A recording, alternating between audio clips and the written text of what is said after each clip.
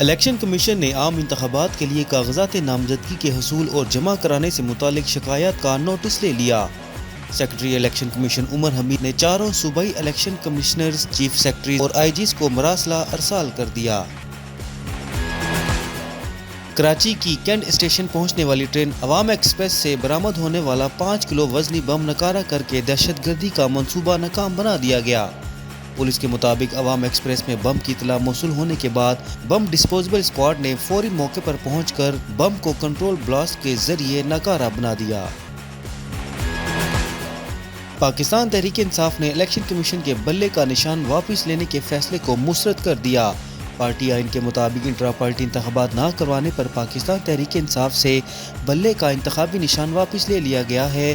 Chief election commission کی سربراہی میں 5 رکنی کمیشن نے P T I intra party election کا فیصلہ سنا دیا۔ سابق وفاقی وزیر و مسلم لیگ نون کے رہنما اعظم نذیر تارڑ نے کہا ہے کہ پاکستان تحریک انصاف واحد جماعت نہیں جس کا انتخابی نشان واپس لیا گیا ہو۔ الیکشن کمیشن نے پارٹی آئین کے مطابق انٹرا پارٹی انتخابات نہ کروانے پر پاکستان تحریک انصاف سے بلے کا انتخابی نشان واپس لے لیا۔ اس حوالے سے نون لیگ کے رہنما اعظم نذیر تارڑ کا کہنا ہے کہ الیکشن کمیشن کو فیصلے کا کلی اختیار ہے۔